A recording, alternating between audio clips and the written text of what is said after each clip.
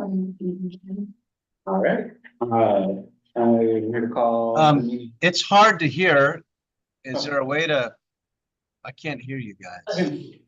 Sorry. You haven't said anything yet, Dave. No. Do you want me to? I can speak a little bit louder. That's better. Yeah, thank you. So I call this meeting to order. Can we all rise for the Pledge of Allegiance? I pledge allegiance to the flag of the United States of America and to the republic for which it stands, one nation, under God, indivisible, with liberty and justice for all. Thank you. And then can we do the roll call? Yes. Director Brown. Here. Director Halbert. Present. Chair Hernandez. Present. Director Jersey. Present. Director King is absent. Director Testa. Present. And then Vice Chair Branning. Here. We have a quorum. Thank you. Next, I will open the meeting up to the public. Members of the audience can address the board of directors on any matter within the general subject matter jurisdiction.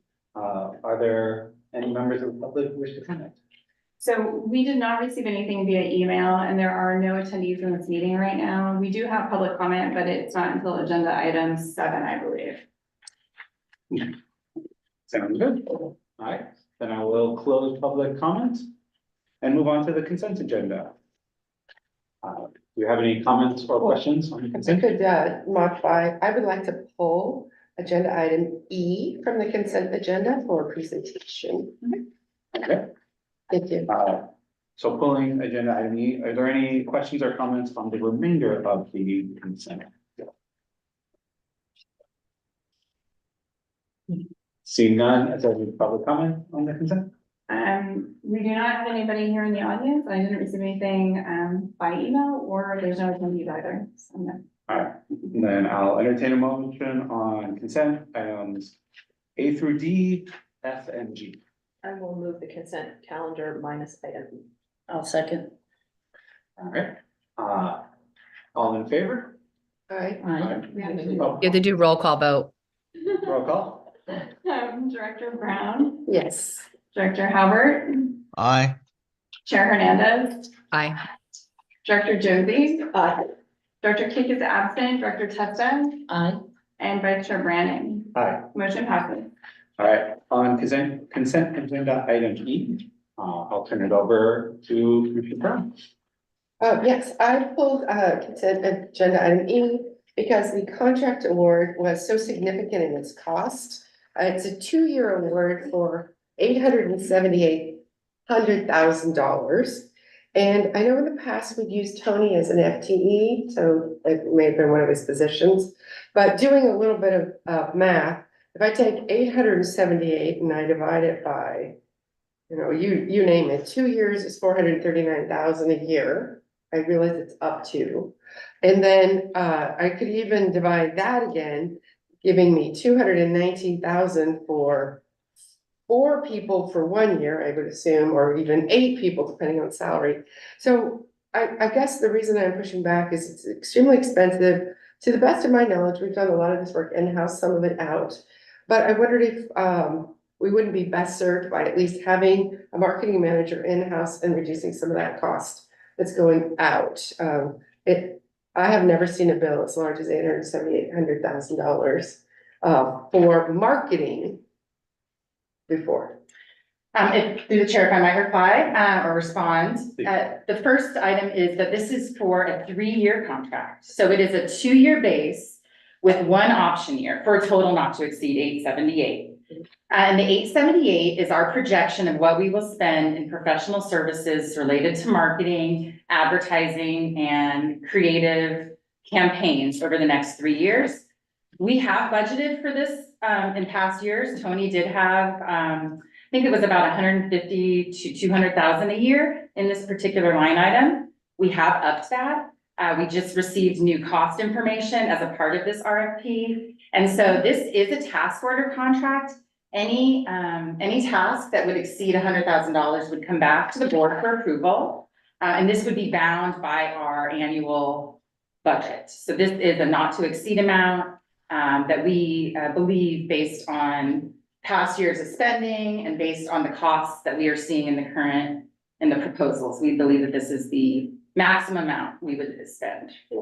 If I could, let's drill it down. What exactly are you paying for? So are you paying for internet service? Are you paying for, at one time we had door-to-door service to increase ridership along the Route 10 or routes that would support BART? Just this, when I read the staff report, it didn't drill it down to me exactly what your goal is and why it's such it's still expensive. Why you need quite so much money for marketing and why you're not doing all of it in-house or some of it in-house, because marketing is gonna last more than 3 years. Yeah. I'm gonna invite David Mark to come to the podium and to speak more about this. He's our Director of Customer Experience, and he can speak to some of the tasks that we would be running through this contract.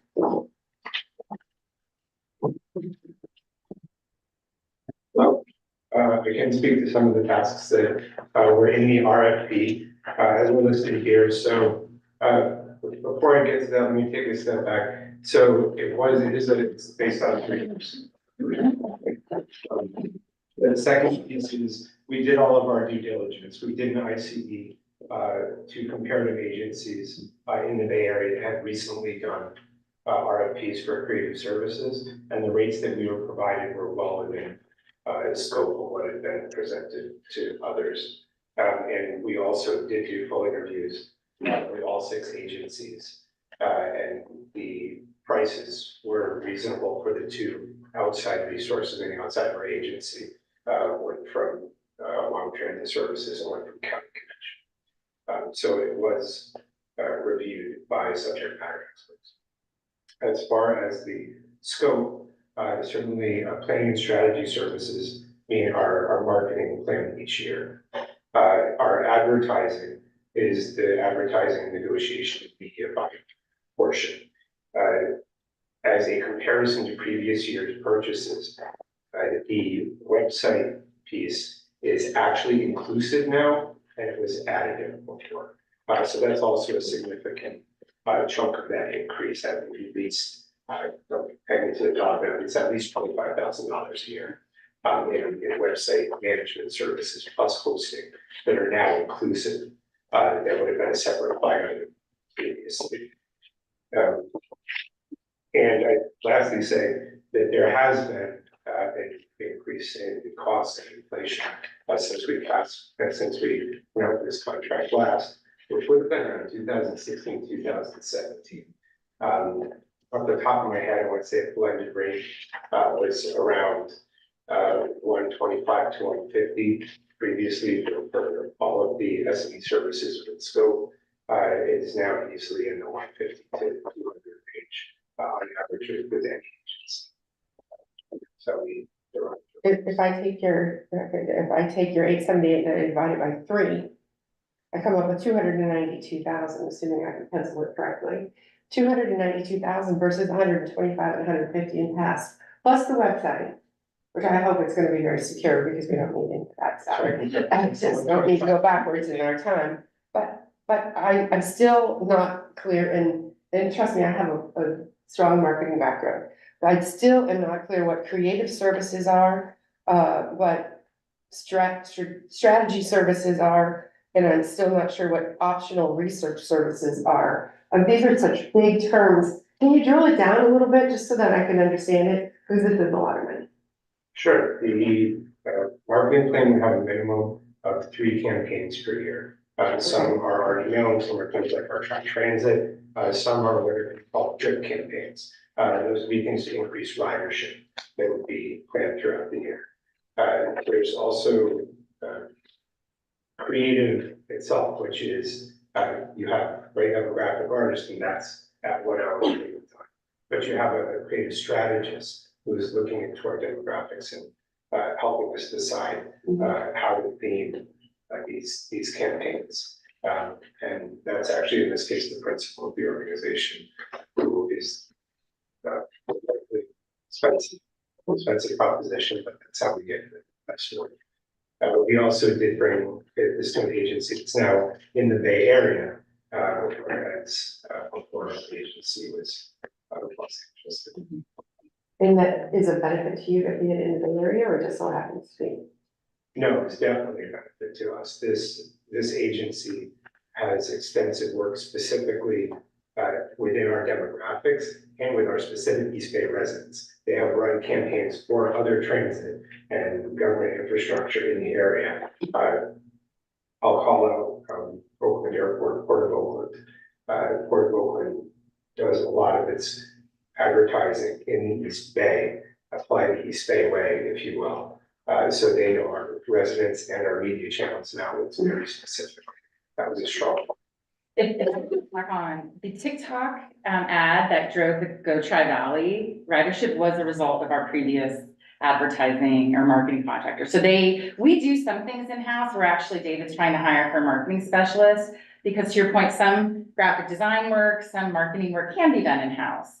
But there are some things that we just think are better done by the professionals. And I think that particular campaign was very successful, maybe not in the ways that we wanted, but. Go Tri Valley, we're almost paying people to ride, so, yeah, okay, all right, and if everybody else feels comfortable with it. I'd like to ask a couple follow-up questions Please. if I might. Can you explain what you meant by, the website hosting is now inclusive of this contract? Sure. Previously, we had separate agreements with separate task orders for creative services, basically creating work, creating an ad and making a recommendation on buying that ad and hosting our website, maintaining our website, and any higher level administrative content changes that were beyond our in-house capacity. And so our previous marketing contract task order would have been on the loans, it wouldn't have included that, that would have been separate. Now they're together. Okay. And I believe it was, 2,500 a month went towards that website maintenance. Okay, we don't do our own website maintenance in-house, our creative marketing team does that, does our routine website maintenance.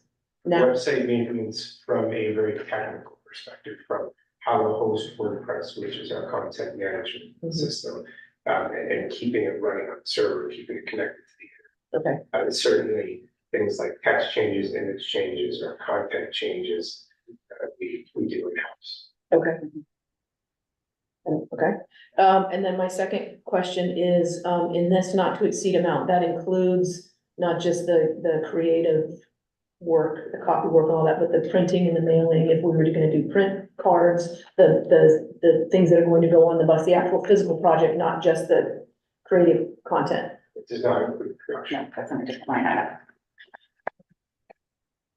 So at the Finance and Administration Committee, when we forwarded this on, I shared some, wanted more. I agreed the contract seems high, so I guess I'd like to send a message that that is something that I would hope we could find ways to reduce it a bit. But I asked for examples of what the work and media, and so it would have been nice to have that for today, since I brought up that was kind of lacking last time. But I did get a great email with examples. Now, there was nothing LAVTA specific in the examples. It was generic media flyers and such from other jobs that had been done. But yeah, for the contract like this, and I would hope that as we move forward and these materials are created, they're made available so that we can in fact get a sense of what that went toward. But thanks for the follow-up and sending me that email. Any additional questions or comments? I wonder if this board would consider a 1 year with a chance for extension, because just almost 300,000 for 1 year. I'd like to know what they're gonna really do. So yes, we had one TikTok program that was very successful. Although it's a well-kept secret, and once the word was out, it did run. But I'm just uncomfortable. I will tell you at this point, I haven't heard from everybody. I could support $300,000 without having somebody inside that's managing this rather than just have this outside, and I know that's part of your job. But you have a lot of other jobs too, so I just can't support it. Would it be possible to do a 1 year with a 2 year extension? I'm gonna look to, legal here for that, because the RFP was posted as 2 year with 1 year base, and I presume the pricing, that the vendors put forth is to reflect 2 years worth of work, but. Yeah, I think if you go back to the proposer to get confirmation that they'd be willing to do it. But you could certainly give that direction to your executive director. So they could come back at the next meeting as just $900,000. That's a lot of FTEs. I'm just saying. And we have technical people in the area that can do website management. Anyway, that's just my opinion. I've never spent that much money on our city for marketing, anything close to that. So anyway, I'll be quiet. So, I mean, I'm comfortable, I think it makes sense for what we're getting, This seems like about the going rate, I am comfortable, with Mayor Brown's suggestion. So maybe ask for the 1 year, or I would really defer to the will of the board if that was something we wanted to bring this back next month. Ask that question and see where it goes. Personally, I'd be comfortable going with what's in the consent calendar. I think when you think about, adding FTEs, do you have an estimate roughly what is one FTE for LAVTA run? I don't know. Depending on position, benefits, fully loaded benefits, I'd say this position would probably, well, somebody to do this type of thing would probably be about 125 to 50. For the With salary? benefits, for salary and benefits. Wow. So about 2 people, 2 FTEs roughly in there. I'm not. I am curious to know with I'm curious with the question, with 2 FTEs, manage the amount of work that we're looking at, is this something that, would be more efficient that way or not? Sorry, I need to add something in. Yeah. That price is just for 1 year. It does not include the OPEB amounts Mhm. and the retirement ongoing.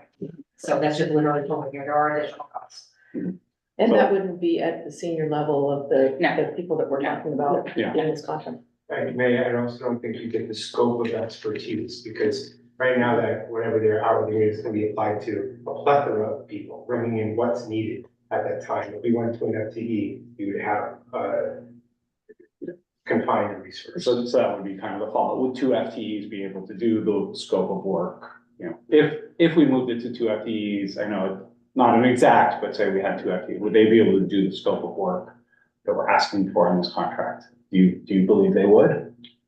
Yeah, I believe that the agency will have a wide range of SMEs for a lot of different tasks. We would need, we would need web, we would need designers, we would need strategists, we would need media buying.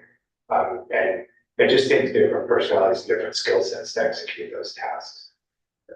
But we always had this with Tony before, right, other than a small contract. So I'm just options. I'm not recommending 2 FTEs for certain, clearly, but I'm just saying, I would like to look at the other options, just to do a mix and a blend, but, Supervisor Hubbard?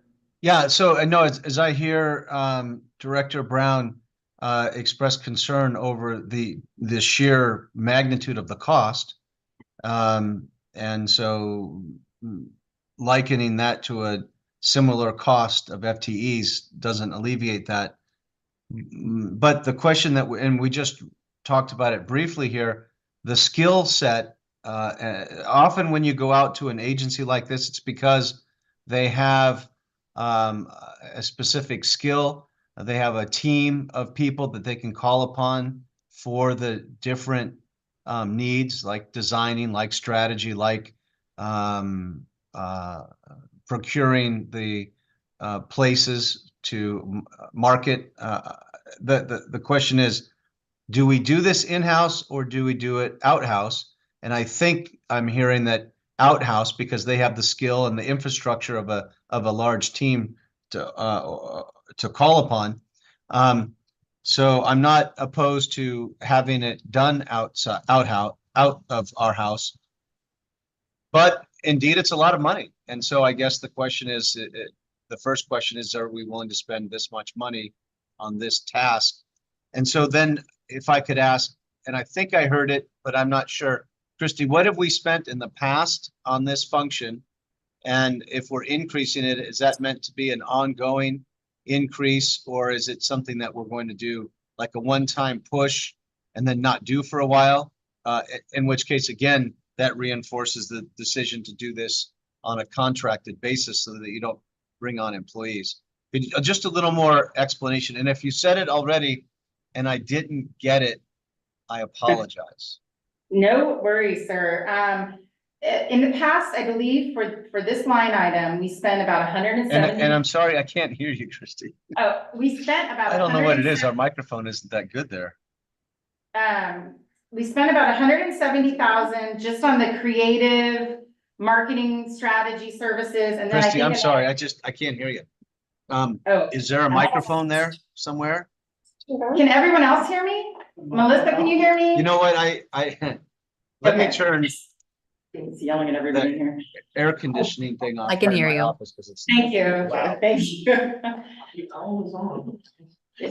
I'm gonna turn his volume. Didn't we have a creative for that walk through the neighborhood? We did, and that was different. Yeah. Like I could hear, Yeah. Evan, but Okay. somehow I can't. All right, well, I will yell very loud.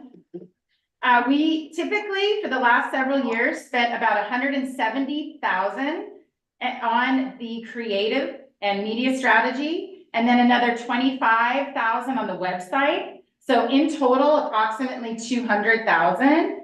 And I will just say, the budget wasn't changed for many years. What was requested every year was the same amount. So we did the same campaigns every year. And so we have a new system.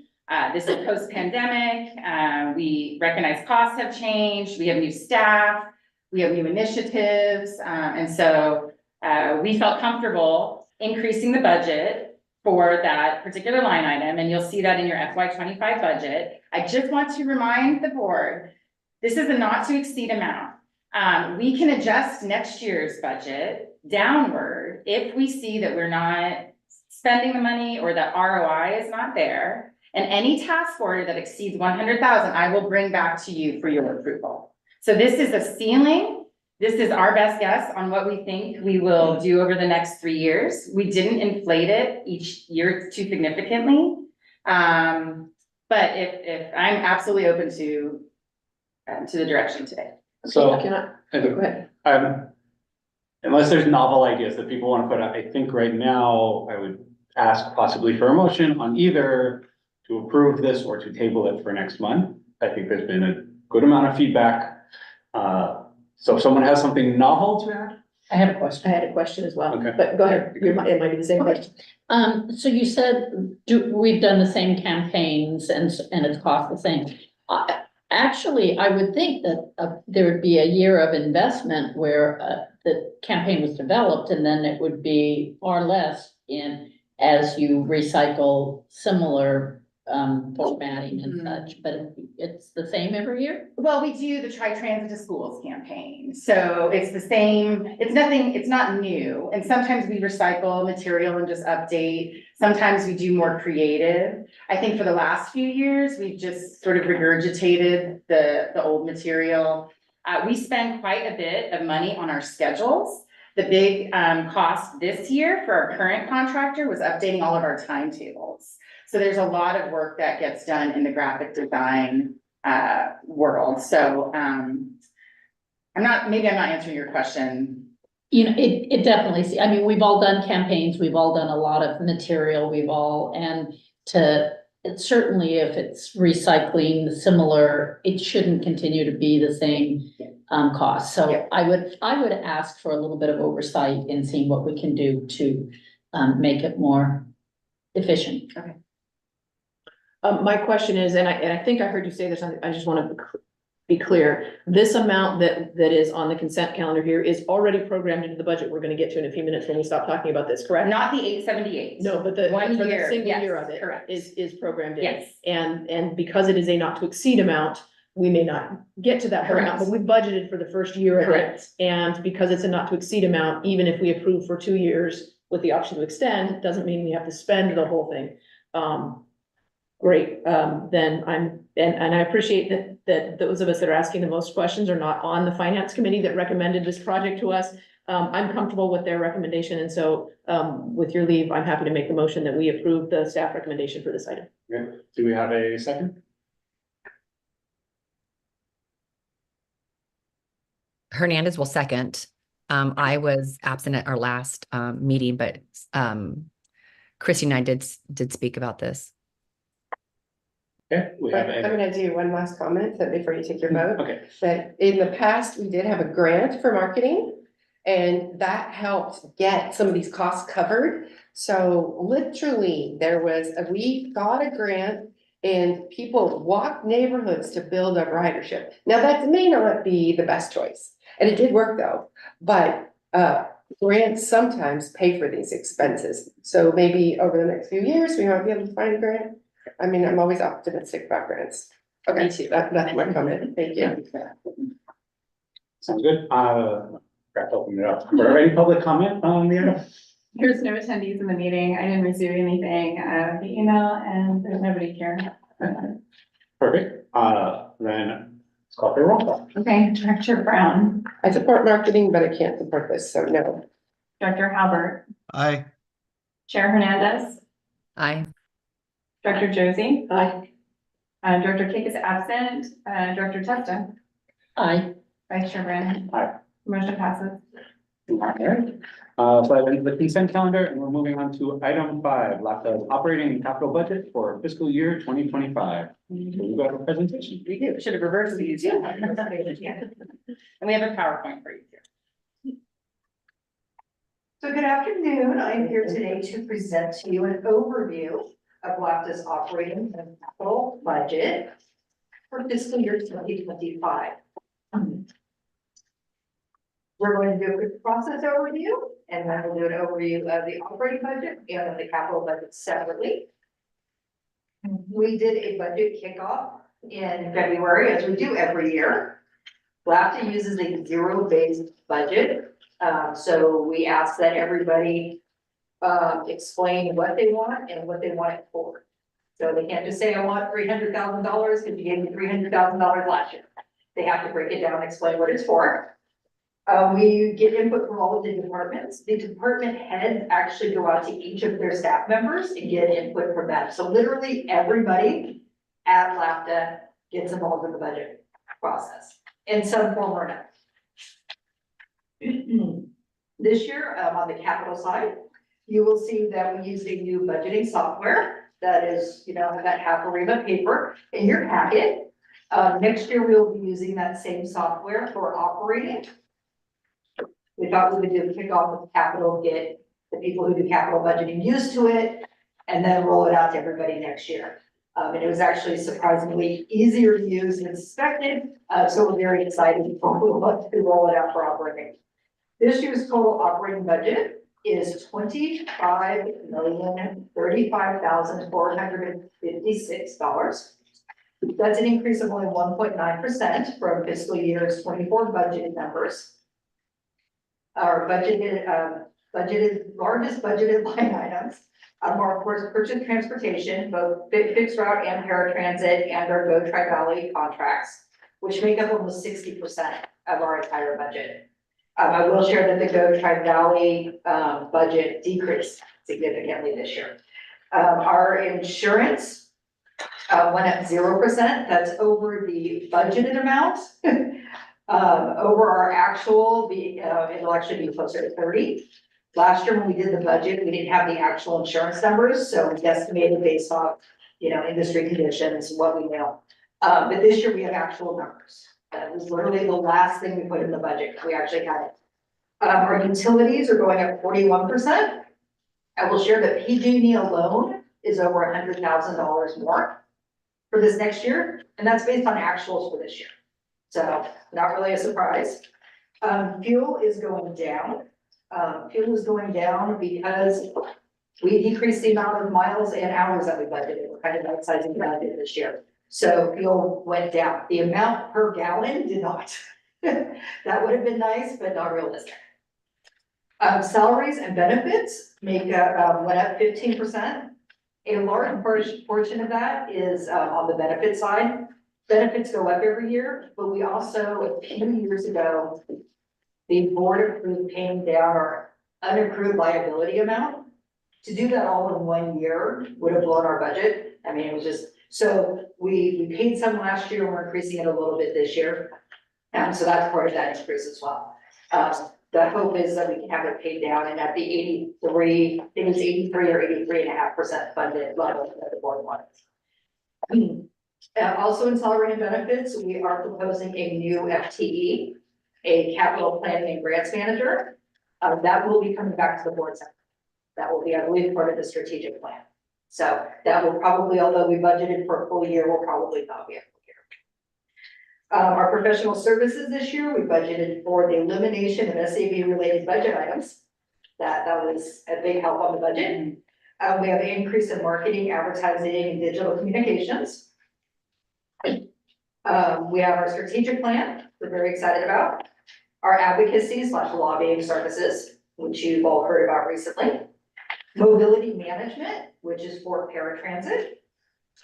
We are hoping to do a fleet and facility audit, where we would bring an outside entity in to come and check the conditions of our fleet, which we believe to be in good condition, but it's good to have people who actually know about that rather than Christy and I walking around buses and trying to figure out how we're doing. So, and then the facility as well, to see if there's anything that's due to happen that we don't know about.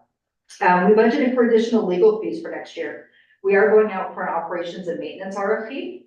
And as you probably saw in the capital budget, there's 30 capital projects budgeted for this year. Every one of them will have at least one procurement. So those and the O&M RFP, all of those go through legal. So that's going to be an additional cost. Our planning department has added a remix scheduling and planning software to help increase the efficiency. Customer experience is added a swiftly real-time passenger information module, and I'm sure that will be coming back to you for details on that as well. Our IT department is increasing our cybersecurity for obvious reasons.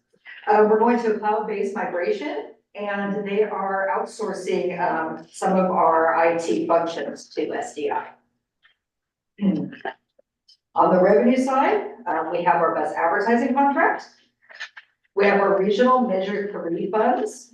These are very exciting. They were voted on by the voters of the Bay Area many years ago, and then it immediately went to a lawsuit. So the lawsuit is now settled. We are now getting funds.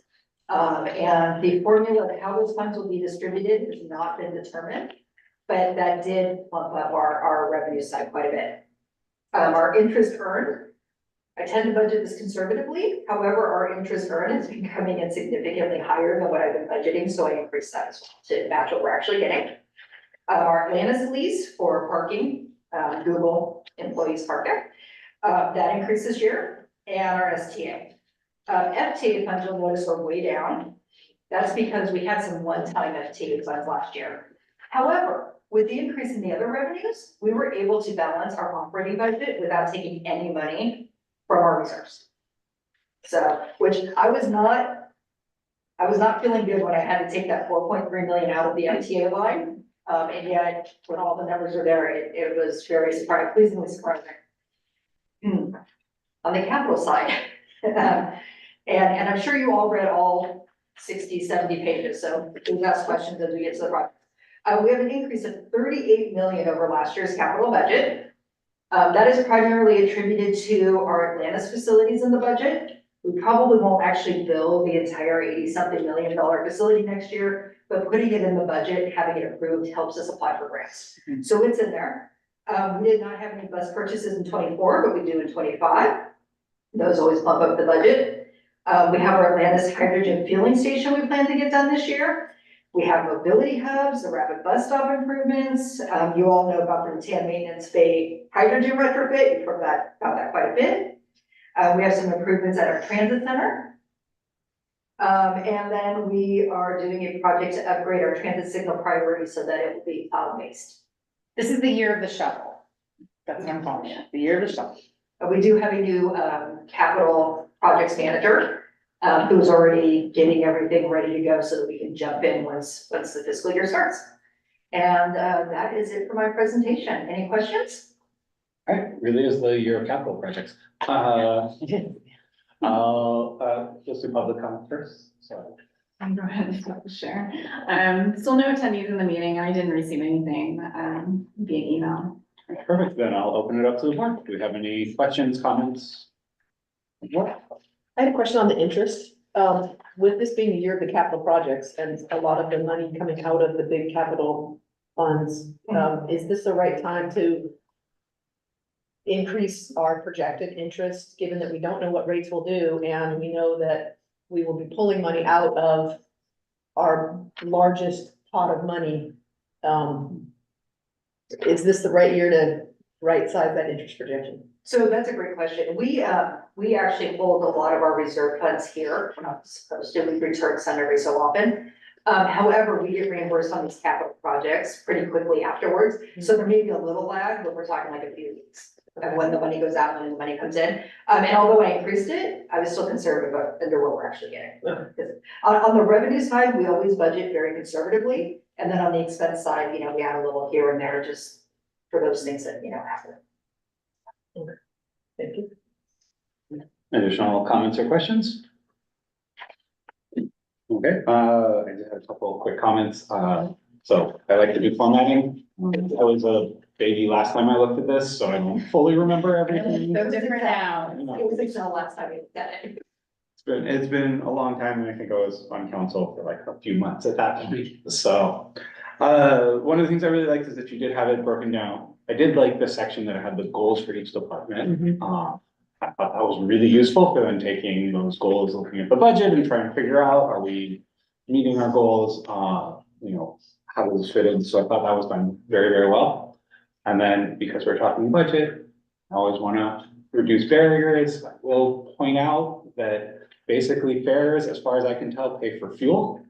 And that's about the percentage of the budget that matches up. So when we're talking about fares and fare adjustments, I just. Let me just interject, that some of our funding sources we could not receive if we didn't meet a fare box ratio level. Mhm. So if we eliminated fares, it would eliminate more than just that fare box.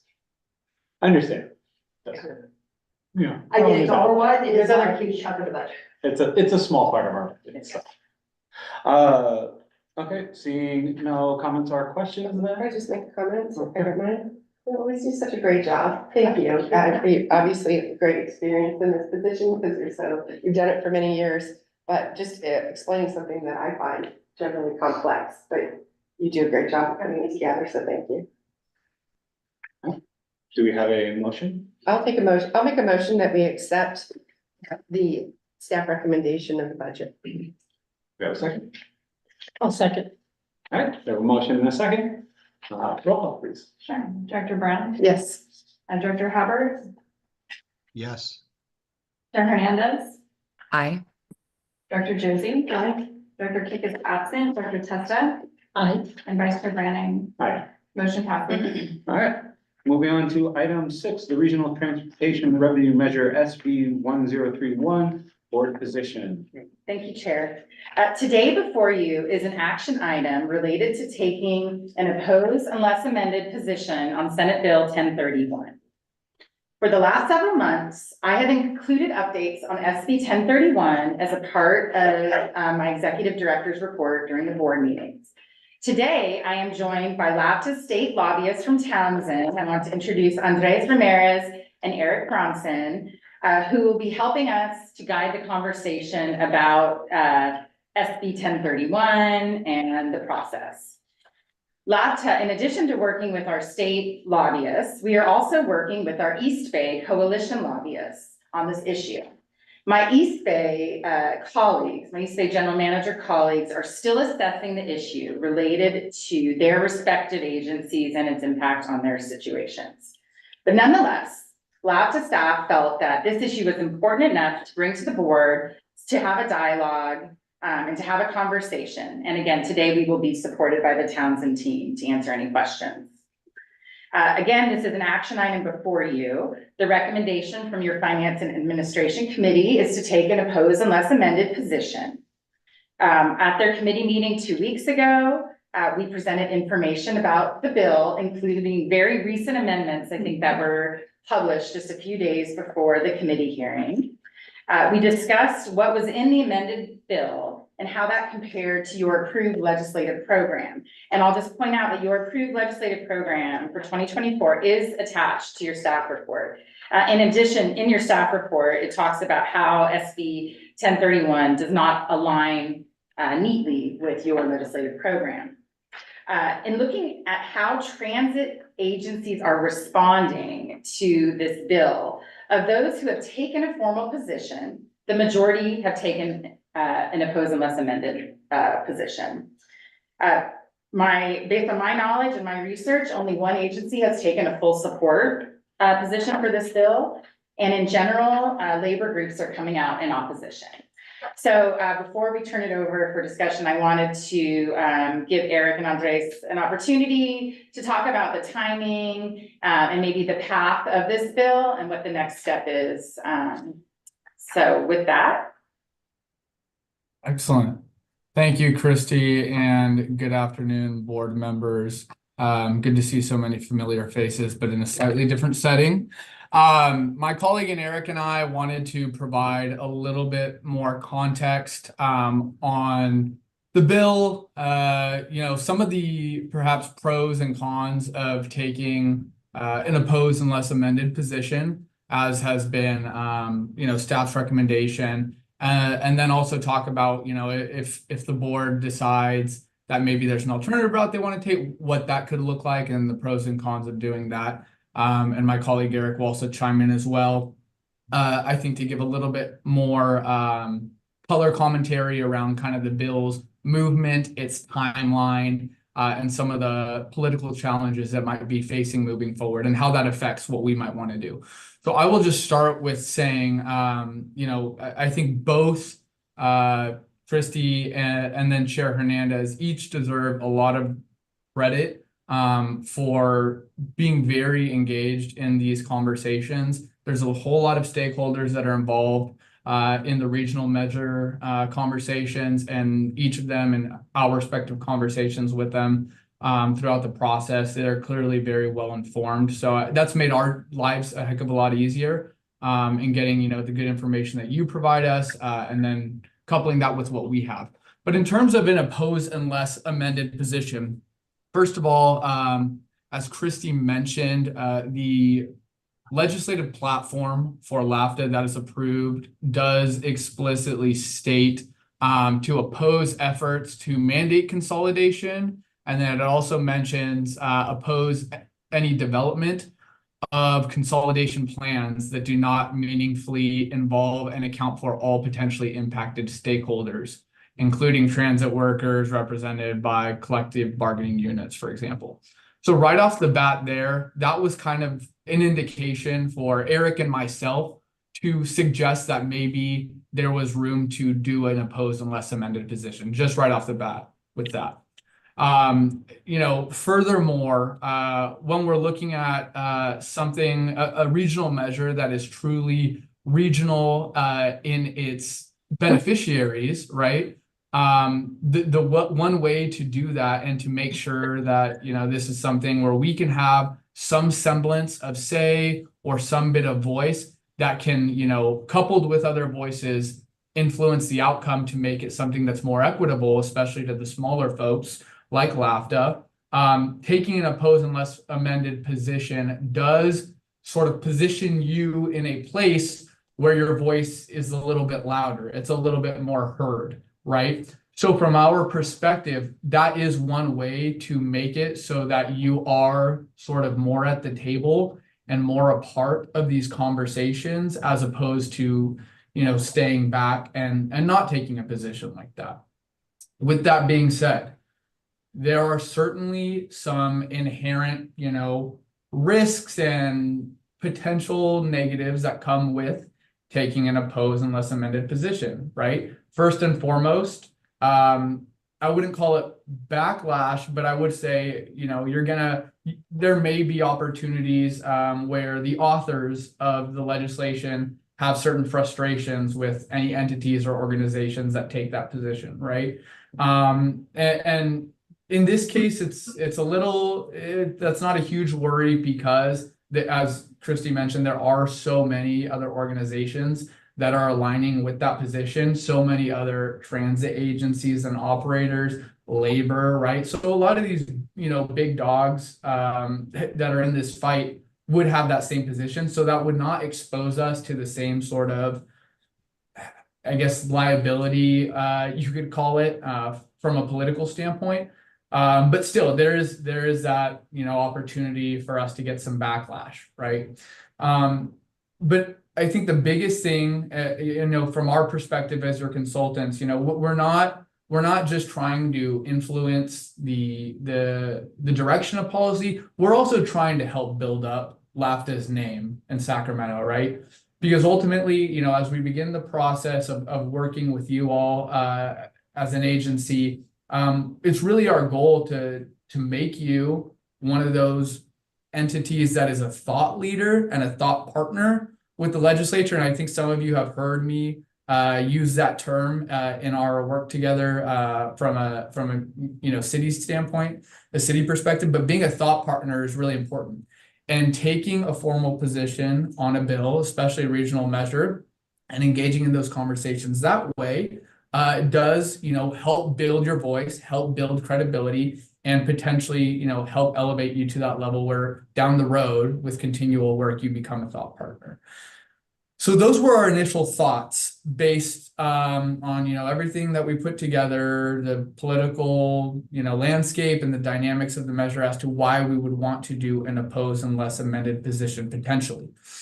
I will also say, though, that we can still very much so engage in conversations, be at the table, and advocate for LAVTA's interests on this measure without taking that position.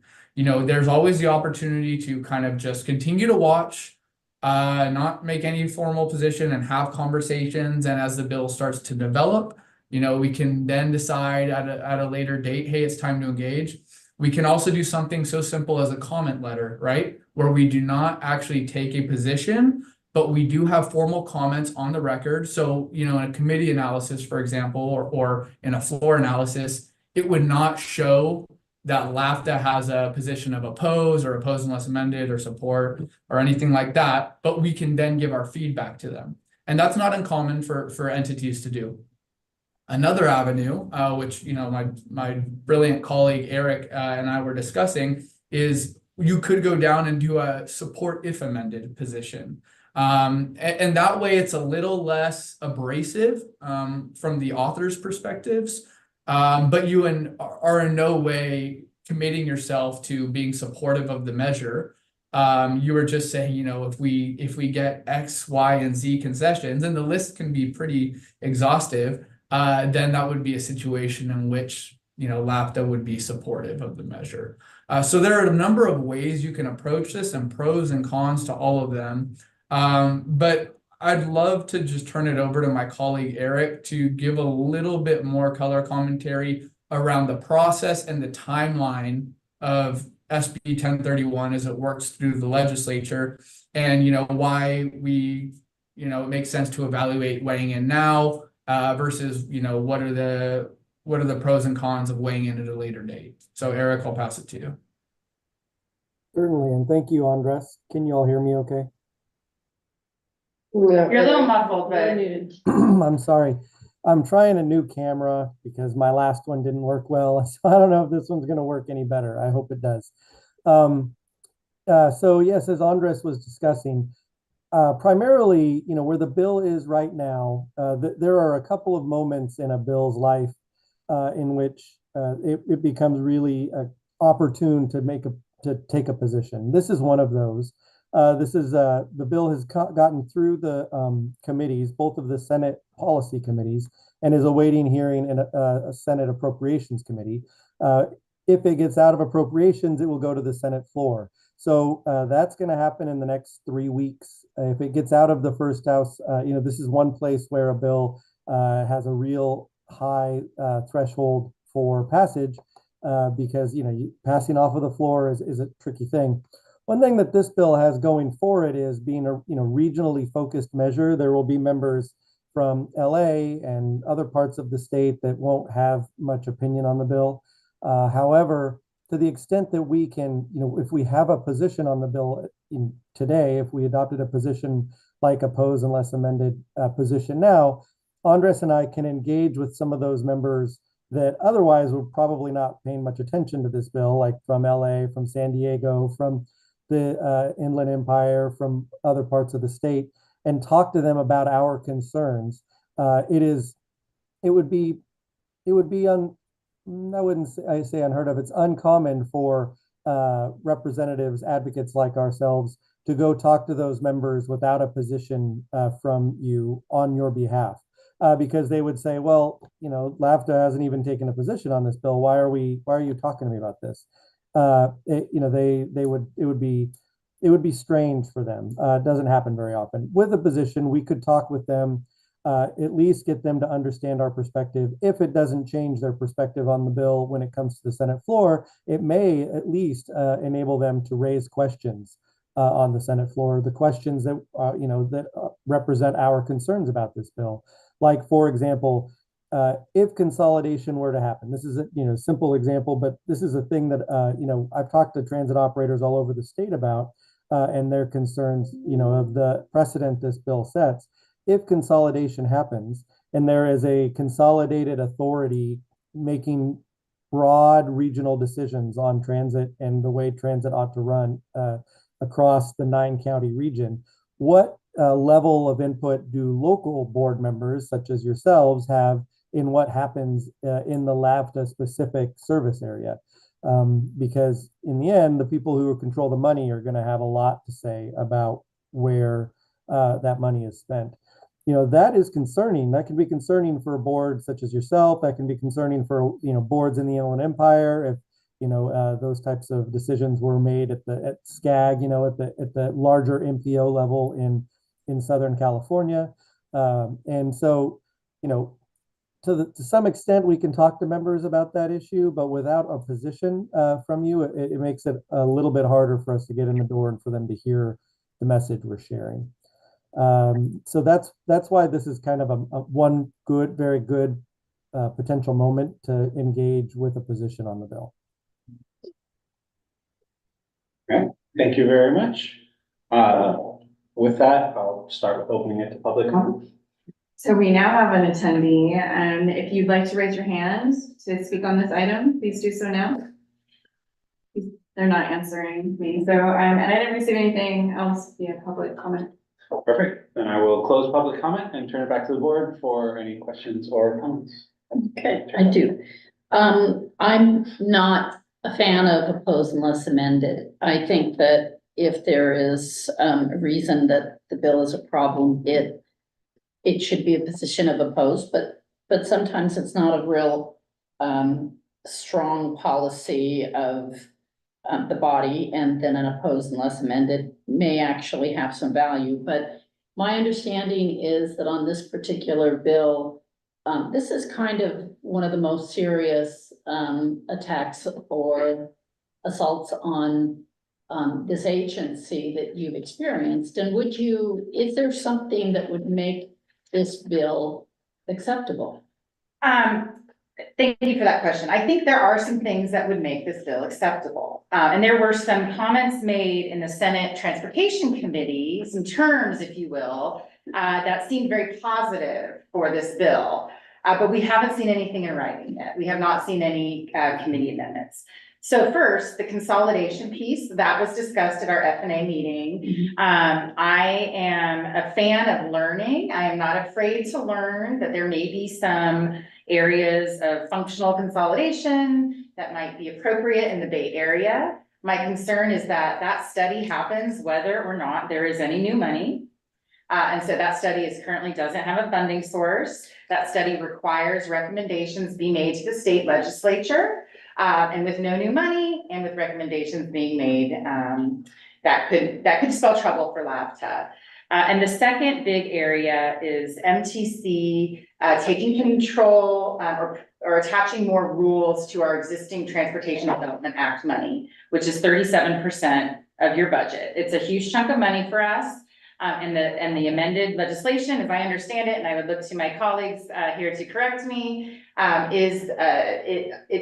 it does allow MTC to have additional control over TDA. So what I would suggest is, we're okay with new regional network management initiatives, but those should be conditioned on any new money that is being raised. So I think there are some areas that we think with some right amendments we could live with. But those two items are, I think, strong enough for me to recommend an oppose unless amended position. Okay. So I have two other questions. Could you remind me, Andres, when this goes to appropriations, the ledge analysis that all the committee members see, when it's an oppose unless amended, does it show up as opposed? So, well, it will depend on the committee. It will depend on the committee. So different committee consultants will do it a different way. There's not a uniform or a strict standard of saying, okay, if you have oppose unless amended, it shows up as oppose, or if you have oppose, or oppose unless amended, it states oppose unless amended. It really varies. And my colleague is someone who was a former chief consultant for a transportation committee in the assembly. So he knows that very well. So it really just depends. And for appropriations, for Senate appropriations, we could double check to see how they do it, and just reviewing a couple of different committee analyses. So it depends. I would appreciate that. I'd like to get that feedback. I have often been in Sacramento for hearings on bills and been surprised when I look at the binder of the legislative analysis, and the opposed unless amended do not always show up as opposed. And I think that really weakens the position if the committee members, because I've heard the committee members say, well, I'm surprised, for example, Cal Cities isn't opposing this. Well, it's because it's an oppose unless amended, and so they take that into consideration, seeing it as not being opposed. So I would ask that we really know that it's going to be a position of oppose. And really, when you look at that, it makes a difference, because there's a page and there's like two that say oppose, and then this big list that are assumed as support. And I've heard legislators say, well, there's no real opposition here. So there was that, and I guess I'll stop with that. Mayor Hernandez? Yeah, so I just had a couple questions. I would want to know what, at least on the Alameda County side, what other what positions other bus agencies have taken, like AC Transit. As of right now, sorry, not AC Transit. Yeah, AC Transit. As of right now, ACTC is just putting this on a watch. And I'm listening to, what Eric is saying and so on. But I also feel is if you're going to oppose this, then at least specify why you're opposing it and then what you want out of it. So if you're asking for something, ask for it, versus just them not understanding what is that you're wanting out of this. And then also the question is, for Eric or for Andres, is when do you see this? Obviously, this is still kind of all in the making. So when will this actually go forward? And I'm thinking it's not going to go forward this year in 2024. So I'll start, and then I'll let Eric chime in as well. Chair Hernandez, first of all, really, really good and well taken point on a specific ask associated with the position. And I think from our perspective, that is how, if the board were to decide to take a formal position and not just watch, it would be, woven in would be a specific ask or specific request, because as this is, aside from the consolidation portion, the big portion of this is the funding portion, right? Or potential funding portion. And along with that, while they have explicitly called out, the general purpose of this is for operations, which is, helpful for some, there is capital associated with it. So what folks are really doing, and what stakeholders, not just, transit agencies, but quite frankly, labor, organizations are doing is they are pushing for an increased focused and, you know, perhaps more dollars for capital costs associated with the proceeds of this regional measure. To the chair, I just wanted to acknowledge your point. Very well taken. And if it were something that the board was to recommend an actual position on, you know, part of my and Eric's recommendation and work with the executive team would be to craft up an actual ask in there. To your other question in terms of the, you know, where this is in the process and do we foresee this moving now, later? It's difficult to say for sure, but what I will say is with the, you know, like I referred to them earlier, you know, some of the big dogs in the fight being having some serious concerns with the measure as is. There is the possibility that it doesn't move this year. That's a possibility. I certainly know from the author's perspective and the joint author's perspective and some folks in leadership that they do want to move it this year. So there is that sense of urgency from them. But you can also look at, you know, large labor groups. You can look at some, you know, just a multitude of transit agencies that have concerns that have not been resolved. And that could certainly, you know, slow things down because they have the attention of voting members. And quite frankly, you know, once a bill gets to its second house, once it's out of its house of origin, it's open to more scrutiny than it is in its house of origin sometimes. So the assembly may present a little bit more, present some more sticking points for the measure. So that could slow it down. And in reality, you know, this is something they want to place on the ballot in 2026. You know, it doesn't have to happen this year. The authorizing legislation does not have to happen this year.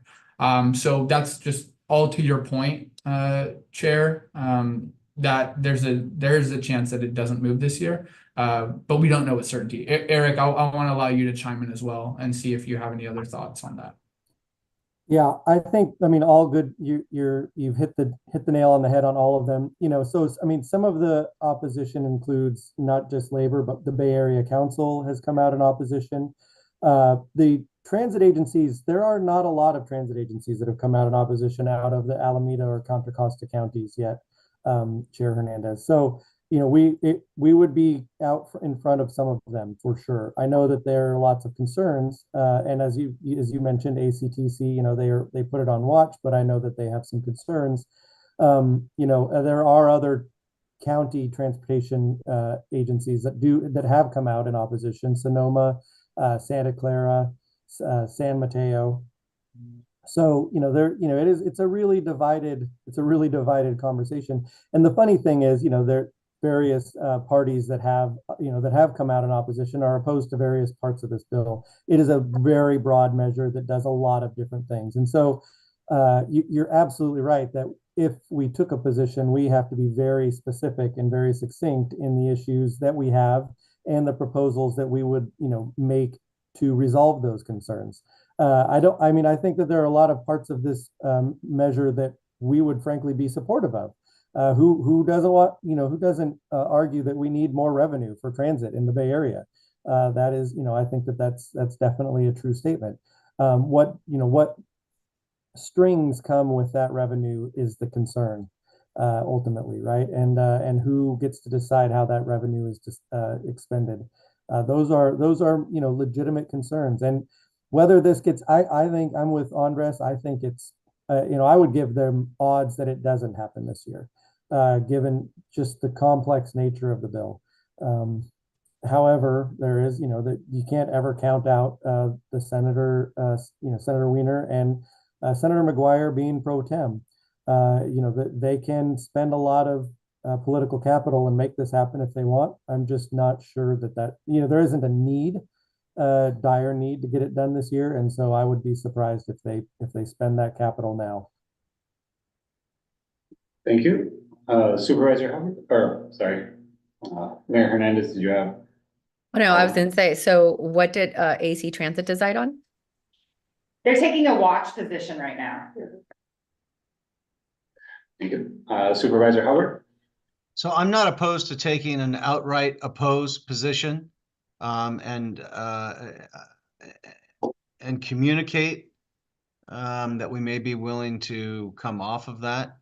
If some language changes that we can communicate to them are listened to. But I just ask, is there a downside to doing that? And so, is there, because I do think what Commissioner Testa said, that it's a stronger statement than just an oppose unless amended. And so, but I wonder though, if there's any downside to doing that. So Andreas or Eric, if there's a downside to doing that, let me know so that we don't hurt ourselves. But otherwise, I could support just an outright oppose. Yeah, thank you, Supervisor, for the question. Quite frankly, in my experience, and I think Eric's experience as well, especially with certain authors, if you present a straight opposed position, you cut yourself out of conversations. My train of thought is, unless there's absolutely no way to make anything come out of a bill that's good or something that's beneficial, there are some instances where it warrants a straight oppose. But if there's ways where there is an entrance into being part of the conversation, and whether it's on your own or with a group of like-minded stakeholders, amending the bill in such a way where it ends up having a net positive benefit, we should stay away from a straight opposed position, simply because it cuts you out of the conversation. Yeah, no, that makes sense. So if you're not at the table, you're on the menu or something that as the old cuts saying you goes. out of As it. the old saying goes. Yeah. All right. Thank you for that. All right, thank you. First, a question. Thank you very much for all of the detailed information. The question is on the fund. I know we're very concerned about the funding source for the consolidation study, and the fact that the consolidation study, as the bill is currently written, goes forward whether the funding is identified or not, and that the bill currently identifies a fund into which to put the unidentified source of funding. And, you can argue about bias and such. Is our concern that they have not identified a funding source on paper because they know where their funding source is coming from, and we are concerned about the bias in that funding source? Not to put too fine a head on it, I'm not asking you to identify that funding source. I'm asking, is that one of our concerns? That is not one of my concerns. I think we don't, my concern more is that this study is happening regardless of whether there is new money raised in a regional measure. And the study requires recommendations to be made to the state legislature. Senator Wahab did soften some of the language. She has moved from just consolidation to consolidation and coordination. But honestly speaking, my biggest concern was not, where is the money coming from? It is, this study happens regardless of whether there is any new money. So maybe I missed the point entirely, but so there's two things that this bill does. One is it puts a measure on the ballot that may or may not pass for additional revenue. And it also mandates a consolidation study. Yeah.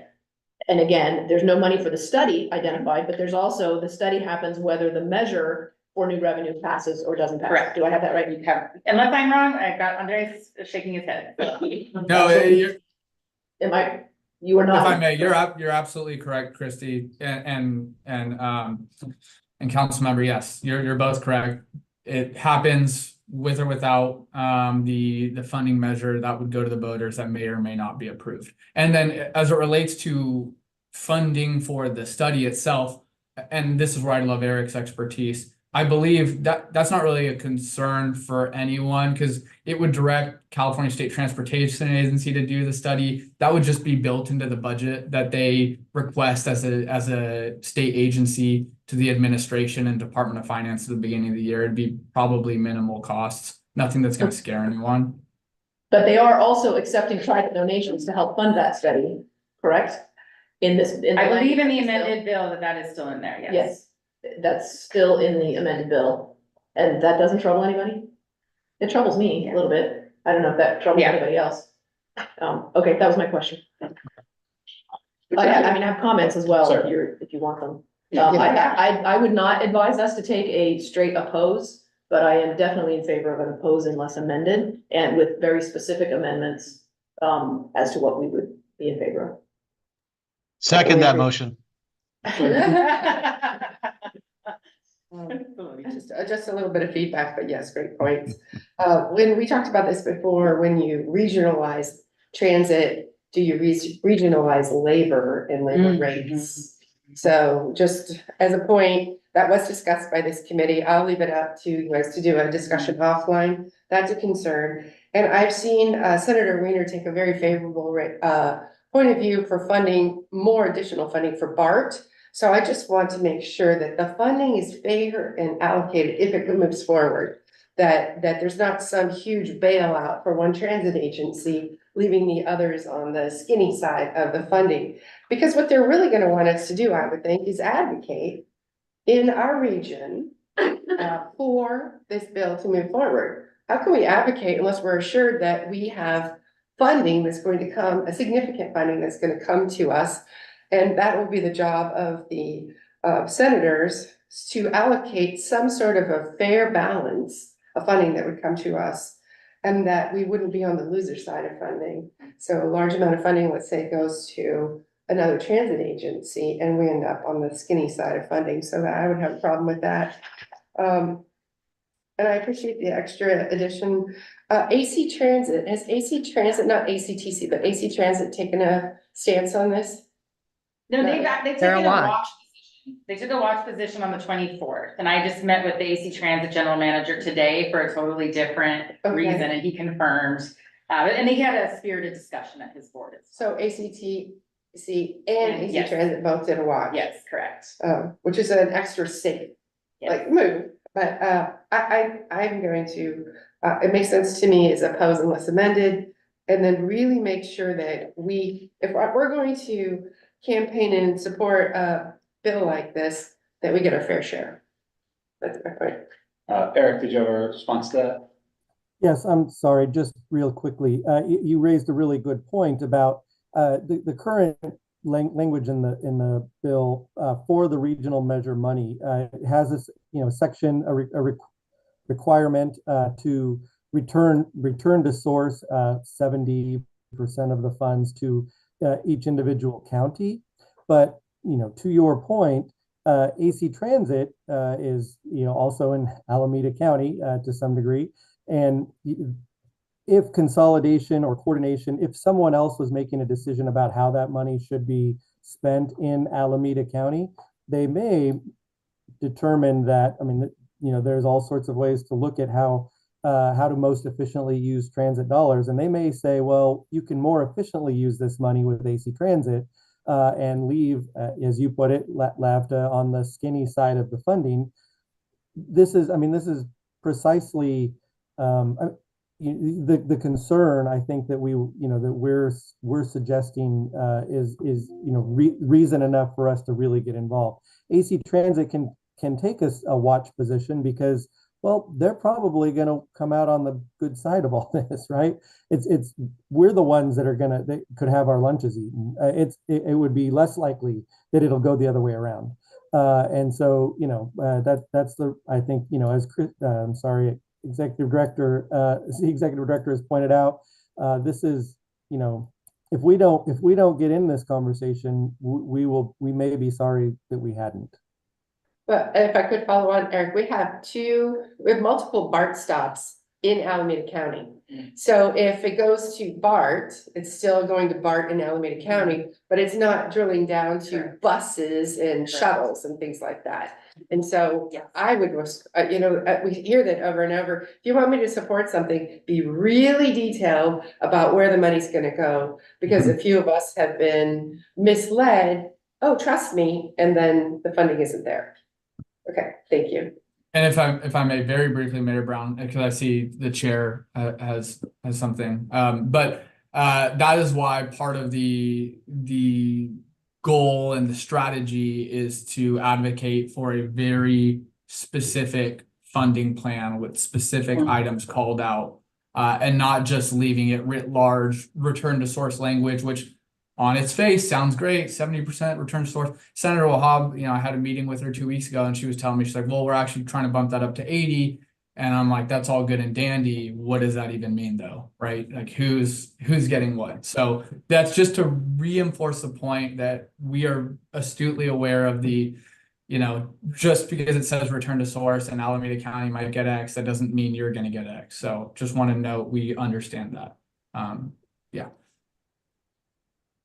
So the only thing I wanted to add was, one, have we spoken to Senator Wahab, Senator Glazer, Senator Weiner? Have you spoken to Andy at MTC? I mean, those are key players. Why are we not doing that? We've had a meeting with Senator Glazer with the East Bay Coalition. We are working on setting up a meeting with Lori Wilson, Assemblymember Lori Wilson, who chairs the Assembly Transportation Committee.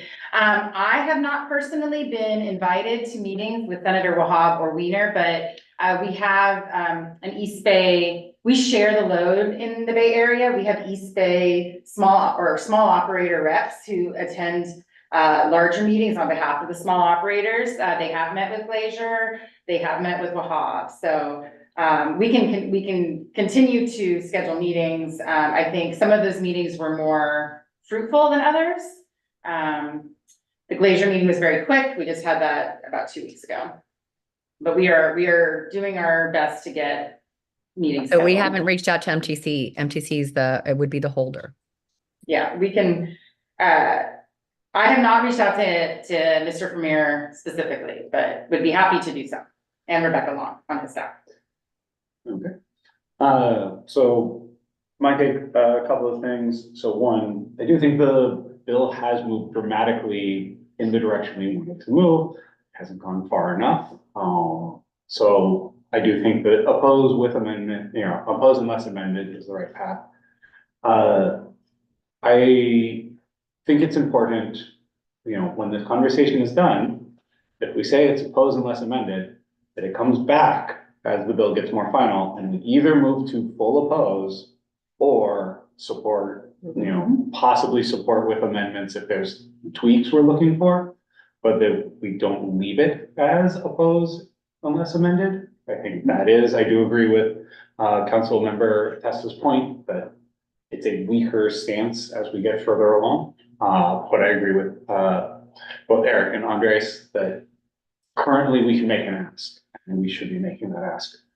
And so my question is, or I can try to summarize, but you've been taking a little more notes than I have. What I would be comfortable with is a motion for oppose with amendment and specifying what we are looking for to change. So at this point, can you summarize, or can Eric or Andres summarize what amendments would get us to support?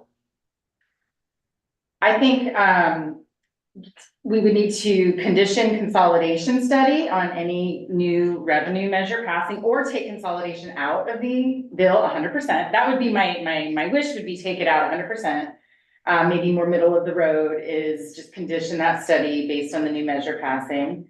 We would want TDA to be taken off the table for any new control. So we would recommend that MTC's new rules regarding regional network management apply to any new funding that is generated. And I think we would want to be better understand, and I'll have to think of the words, but the return to source, the money coming to LAVTA, it is unclear how much we would get in the framework that's in the amended bill. And so I could work with Eric and Andres to come up with some language, and happy to run it by Chair Hernandez before it goes out. Your legislative program does give me the authority to convene with the chair. If something happens that's urgent in between meetings, I can work with the chair to change a position or create a position. So are you comfortable with that? I think so. So that answers my questions. And so I would support a motion. I would prefer an oppose if amended with the notes that we had, and then the comments that it comes back and we ultimately amend our stance as it's taken full effect. I'll make a motion that we take an oppose unless amended position with the amendments we just talked to. And the motion includes that our executive director please reach out directly to the authors of the bill to express our recommendations directly and have a conversation directly with the authors of the bill. Do we have a second? I would like to bring a new motion into play. Let's see if we have a second first. See if we have a second and then I know I can hear you. I'll second for the discussion, sure. second, and then, Mayor Hernandez, did you want to modify the motion or replace it? Well, I just wanted to replace the fact that I feel that we should actually have more conversations with Townsend to be able to put in writing instead of just creating something on the fly of exactly what we're asking for. And then I talk to the appropriate leaders and then bring it back. I'm happy to accept that modification, that the conversations come back to us. Prior to sending a letter about. Well, we don't have another meeting for another month. Yeah. Yeah, there isn't time to do Yeah. that. Appropriations, they said was The maybe. May 13th. Yeah. But I would feel much more comfortable hearing in writing what those amendments are. And so having that maybe sent to us all Okay. with, the, executive director and, chair to make that decision after that's all been identified. Well, it can't be sent to us all, that's, Yeah, then you. we can't weigh in on it. But can I do It one can on- be Sent to it. I think you got a lot of feedback from us, didn't you? Yeah. Incorporate? I think if. You could send it out, couldn't you? We just can't respond. Yeah. Right. We could respond, we could always have a special meeting as well. I think just sending the information Okay. without us responding. Using all the feedback that you heard today, it's a recorded meeting, you can listen to it. Yeah. Is that acceptable? So I think the substitution motion, if we're going to accept a friendly amendment, is that we will take a oppose unless amended position. With Christie and Mayor Hernandez meeting with Townsend to discuss what the amendments are. We will then get the feedback sent to us, not for discussion, but for information purposes. And that Christie will then reach out to the relative or the relevant legislators. Is that, So did that summarize, Mayor Hernandez, what we were asking no, for? so mine was to bring it back to the next meeting and not oppose it right now until we get all the information. And then there can be a motion made at that time. I'm not going to accept that amendment. I think my motion then will stand as is, because I don't think we have that kind of time. Okay, then we have a substitute motion from Mayor Hernandez to table this until next month with consultation with Townsend. Do we have a second to the substitute motion? Hearing no second, the substitute motion dies. Was my summary then? So the original motion then is what's on the table, which was with the take an oppose unless amended with the recommendations that we talked about, the amendments that we talked about, which will be fleshed out and put into writing, will be communicated directly to the authors of the bill and a formal position. Working with and Townsend. With yes, of course, Yes, working with working them, with of course, working with them. and Yeah. Mayor Brown, you, I was what you second, seconded, and that's I'm fine with correct. that second. All right, Okay, but we're gonna be, you'll notify us of what those are. We need to get the letter out in the next day or two, so absolutely. Well, that you gotta, she's saying you need to meet with the two senators, so. good I'm luck saying with that. communicate directly. Yes, yes, I will work with Townsend to communicate with them before any letter gets sent out. Thank you. Is that- And to continue working with them directly, not just with the Senate writ large. Yes. Yes.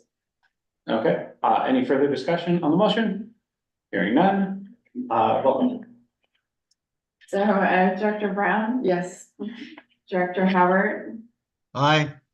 Chair Hernandez, No, Director Josie, I, Director Kick is absent, Director Testa.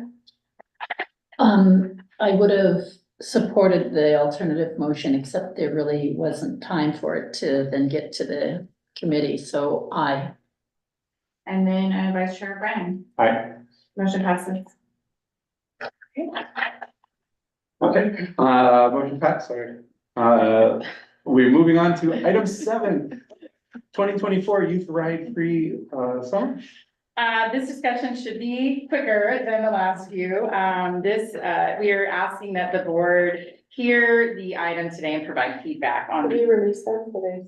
Oh, yeah, we can release Eric and Andreas. Thank you so much for staying. I'll circle up with you after this meeting. Appreciate everyone's time. Thank you. Thank you. I wanted to hear all about it. Thank you for. So I'll be brief given the time, but this was presented to the Projects and Services Committee about 2 weeks ago. In summary, this is a pilot that I am proposing. We activate this summer whereby we allow all youth to ride free regardless of whether they have access to the Alameda County Student Pass. During the committee meeting, we discussed the fiscal impact of this program and whether there would be a return on investment for running for free. We received about $15,000 from Alameda CTC for student rides taken in the summer. I've been speaking with Alameda CTC staff and they haven't said yes, but they are open to funding us at the same level as last year, provided that we can get them some data, and so that won't be a problem.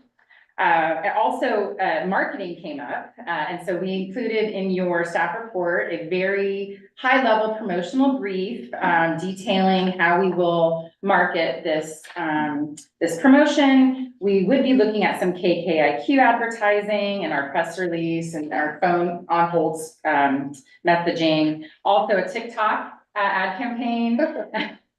So we know those work. We do know this work. And some Facebook, Instagram, marketing, and obviously updating our website page. So some of this would be done by our agency. Some of this would be done by the advertising company. We are estimating about $15,000 that we would spend on this promotion, and that is included in your fiscal 24 budget. And with that, I'm happy to take any questions. Thank you. I'll start by opening up public comment. We have a commenter in the room.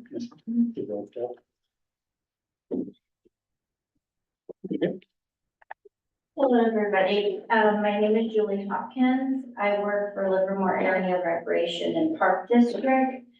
I am currently the coordinator over at MSC's Municipal Elementary. And I am hoping that this is a possibility, excuse me, that this will happen. I want to thank everybody for the bus service that we have, bus 18. I mean, we've been quite a few years without bus service, so just having that. This is kind of the hopeful cherry on the top that the kids are looking forward to summer planning and going to different places within Livermore area, as well as Devlin and Pleasanton. So I'm hoping, getting my word of mouth to our youth and the schools and all the rest of our ESS programs, extended student services. Thank you. Thank you very much. Do we have any additional public comments? So there's no attendees in this meeting. I didn't get anything from the public email. All right, I'll close public comment. And turn it over to Supervisor Albert. I just wanted to take a minute to appreciate the public comment. I have a huge soft spot in my heart for teachers. I heard this is a teacher, right? Did I hear that right? A Livermore teacher coming all the way here to advocate for this program. Thank you for all you do. I really appreciate that. So I'm in support of this program. I have some clarifying questions when it's done. I'll start with. Okay, thank you. So youth ride free is very vague. So first of all, I'll say, are we giving 5-year-olds solo rides? What's a youth? I mean, it says 18 or younger, and 18 is not a minor at least, but just want to clarify. So, this came up before. We talked about, is there a floor for when kids can ride on their own? We don't have a hard and fast rule here at LAVTA. Typically 5 and under ride for free with a parent. We do have some parents that send their youngsters out on the bus. Okay. But in general, I think we're trying to target 6th graders coming into middle school and middle schoolers going into high school. And really hyper targeting areas where we have new bus service. So I was inspired at the St. Patrick's Day Festival, talking to families and talking about the Route 4 in particular, and people getting excited, oh, my daughter doesn't have to stay at home during the summer. And so it just got me thinking, maybe, since not everyone gets that free pass over the summer, that this might just be some low-hanging fruit to spread the word about our new services and to see if we actually can generate ridership. Just be clear, it sounds like a great program. I'm just trying to understand, because when we do school trippers, it's middle school, high school. Mhm. We don't school trip Elementary, elementary. no, no, and we wouldn't be targeting elementary, although, I know Ms. Hopkins, she works with elementary students and with a chaperone, that's not a problem. Oh, chaperones are great. Yeah. You can have 4 kids over there. Okay, so there's no hard and fast guidelines for solo riders. Unless, Okay, and then you said 18 and younger, and 18 is a majority or an adult, so, is that because they're high school age? we aren't going to be checking IDs, I think if they look to be a youth, we You're not will giving let. me a ride on a youth? Yes, ma'am, we will, absolutely, No, I'm just yes, kidding. ma'am. I'm just We'll give kidding. you 2 rides. I'm on my way to the senior Yeah, center. no, with the you know, youth pass. and we expect there to be some, maybe some older students riding, taking advantage, but I firmly believe that that'll be in the noise, and that, yeah. And last question, Los Angeles College. They already ride for free with their student pass. So they're gonna do that through the summer, Yes. just to be very Yes, clear. yes, Okay. we collect all of those fees year round. Okay, so that will still continue. Correct. Independent of this. Yes. Okay, those are my questions. Thank you. Thank I had a you. quick question. You mentioned solo rides, but this isn't just for unaccompanied minors. This is all children. So grandma takes the kids to the pool, whatever. Mom takes the kids, dad takes the kids, kids ride free, even when they're accompanied, and when they're not accompanied. So it's, yeah. Well, maybe they can go get a job down at the mall. Well, Hey. sure. And they can ride the bus there, and then they can continue to do that during the school year. Oh, love it. We will launch this starting what date? Remind me? June 1st or so. We're gonna look at, when schools are out. We also run our free transit to schools promotions. So really, we'll be running free for the summer and then the first Basically, week June of first and through second week of September. Yeah, September-ish. yeah. So given that it will launch directly after school gets out, let's take advantage of free advertising Yes, and yes, make yes, sure yes. we get flyers to the schools, but maybe we don't send the flyers to the elementary schools if that's not what our target audience is. Yeah. Or maybe we do because we want to take advantage of the accompanied trips or the accompanied trips too, to get parents and caregivers and nannies and grandparents and, take the bus to your summer activities, take the bus to drop the kids off to the summer camp.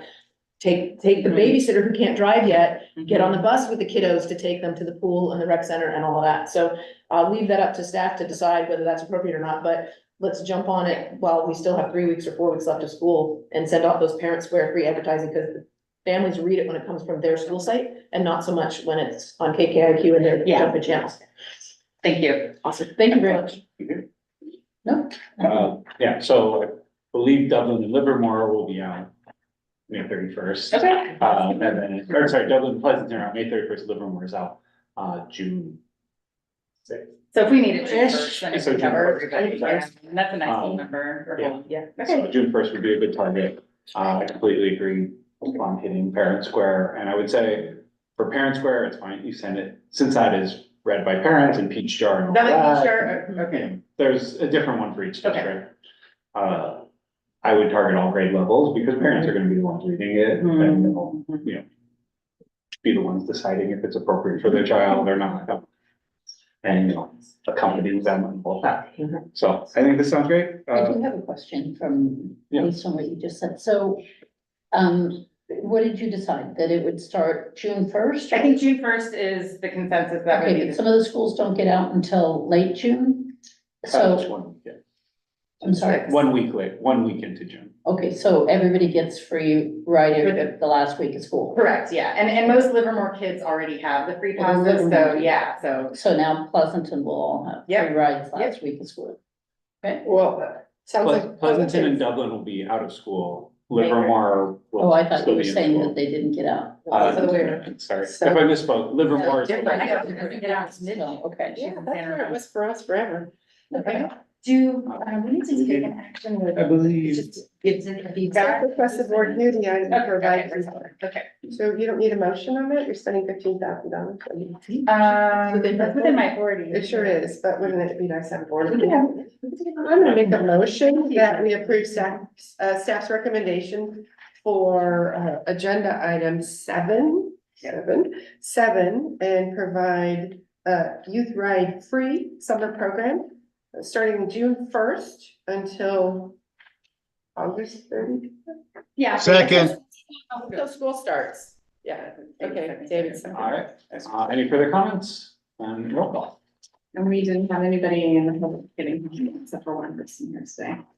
Director Brown, Yes. Director Howard, Aye. Chair Hernandez, Aye. Director Josie. Aye.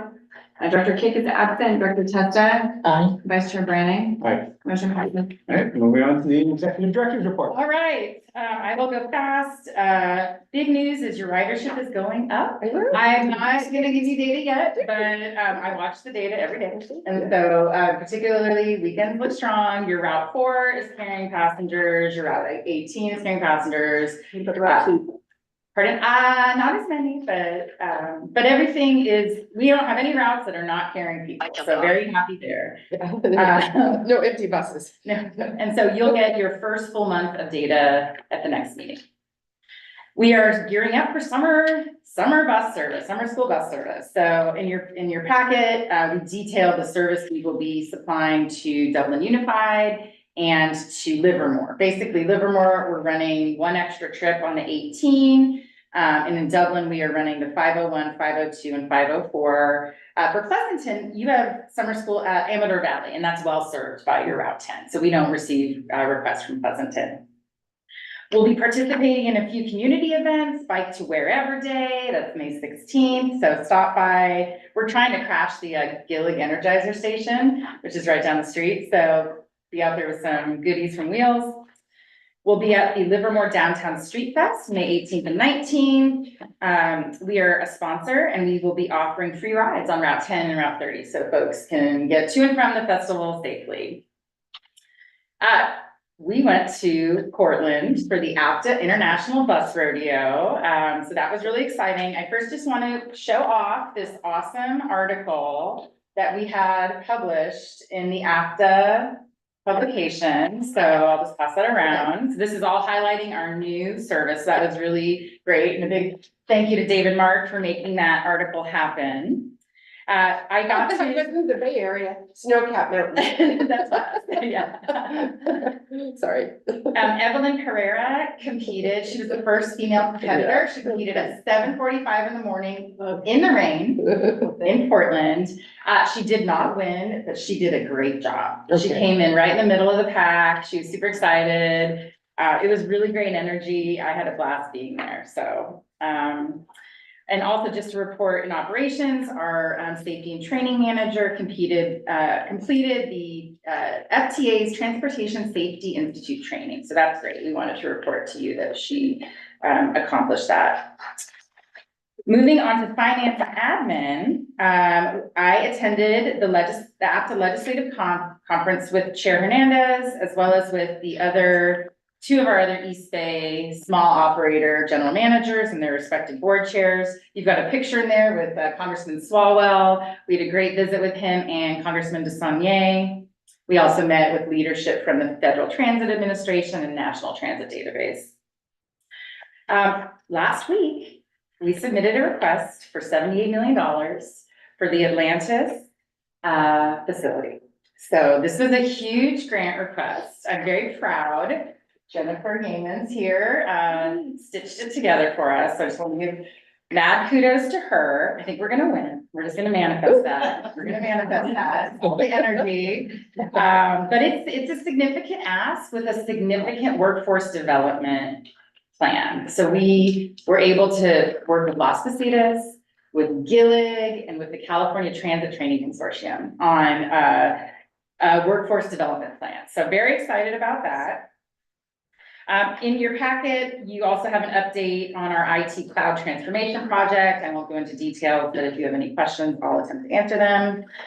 And looking ahead, we will be attending the California Transit Association Legislative Conference, which will be May 20th and 21st. Your stats in your packet for fixed route, I just have to give you a preview for Go Tri-Valley, is down 28%. Turn off the TikTok. I was waiting to see if the cap was working. We've heard no complaints, I verified that. Good. And so we still have some work to do, but I think we're all very pleased that we saw a month decrease of almost 30% right after the cap went in. Kind of shocking that our super users were 30%. Yeah, yeah. So, and I think it's also, what I hope is that people are using the bus. We got a wonderful compliment from a Dublin resident on Route 4 who said she used to have to walk a mile to the bus to West Dublin BART, and now she can take Route 4. Nice. And so that, I'm hoping that some folks who use Go Tri-Valley now take the bus. And lastly, I know I've been packing your agendas. I'm so sorry. I'll be working on that. But in your finance and admin committee, you've got a couple agenda items for May. I'm actually gonna cancel project and services for May. We don't have any pressing agenda items, so I think that'll be a nice change. And then, yeah, in June, we pick it right back up again. So I can answer any questions that you have. Are there any questions? There's one little, to consider. Yes. When you have contractors that you're paying probably hourly, I don't know, I would say put them early in the agenda. Because they probably really enjoy hearing about the budget, but it's nice to release them. We try to do that at least, because there's, they're expensive, so that's my only comment. Thank you. I appreciate all the updates, and I'm glad you went to DC and advocated for Wheels LAVTA. And Congressman Swalwell said he's going to try to help us get a meeting with Secretary Buttigieg about our project. So we are following up on that. I will. Any other questions or comments? All right, then moving on to item 9, matters initiated by the Board of Directors. Any matters initiated? All right, seeing none, our next meeting date is scheduled for June 3rd, 2024, and we are adjourned. Great. Thanks, you got the schedule.